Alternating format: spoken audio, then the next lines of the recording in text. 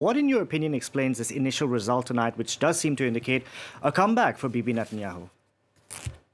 Well, good evening. I think, first of all, those are still exit polls. And I think it's going to be a very long night, not only for the politician, but all of us that following this closely.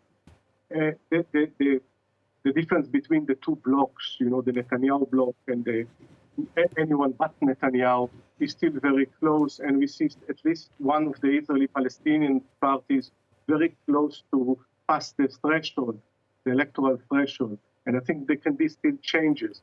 But I think the conclusion from this night, I think for me, the two main issues, yes, Netanyahu is still a very strong force in Israel politics and might likely be also not only the previous prime minister, but also the next prime minister of Israel.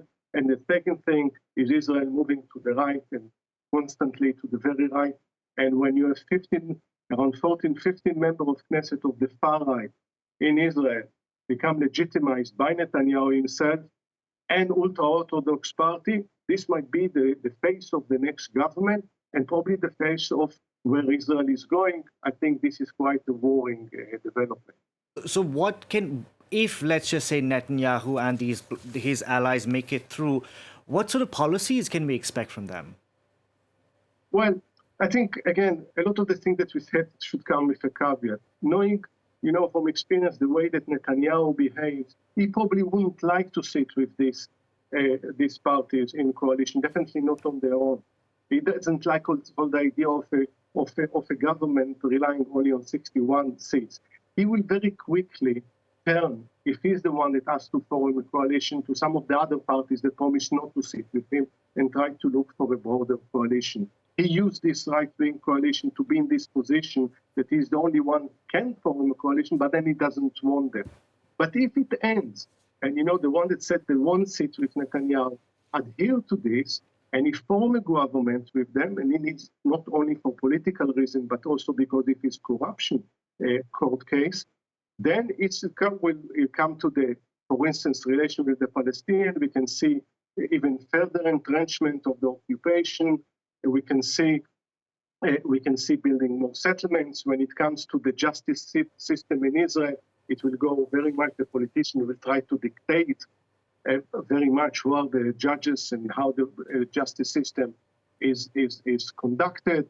Some of these members of parliament that were just been elected are homophobic. So, when we're talking about civil rights, political rights, I think we should be worried tonight.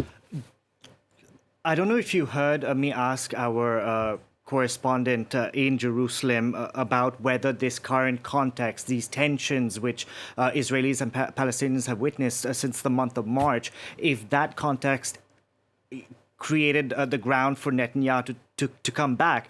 Given tonight's initial result and Netanyahu's allies, do you expect further violence given that Palestinians will feel further disenfranchised? I think, unfortunately, the Palestinians feel disenfranchised for a very long time.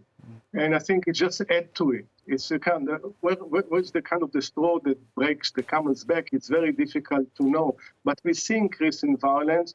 Actually, the UN representative to the Middle East, to the peace corps, already said that he expects that this year, 2022, will be probably the most violent since records began in 2005 by the United Nations of number of casualties. But I think there is a constant danger of an outbreak of violence even further there. And I think, yes, obviously, when Palestinians in the West Bank, in Gaza, would look at the results there, they see how horizon, if there is any horizon for political solution, it's closing and closing. And the despair is growing also because what happened within the Palestinian political system. And you have millions of people now in despair, and these elections and the results here will just add to that. Yossi, very briefly, Israel is a dichotomy in the Middle East. It's, prides itself on being a democracy. And then it also has policies like gay marriage, etc. Now that these two, Netanyahu has stitched himself with these ultra-right religious Zionist allies, could liberties that have been given to people be chipped away, in your opinion, or not?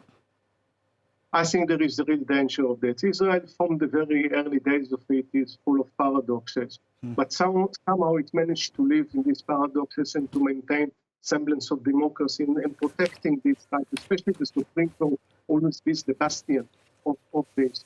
I think the minute that you start aligning with people like Itamar Ben-Gvir and Smotrich in key position in government and then the ultra-Orthodox, I think these liberties are facing real danger.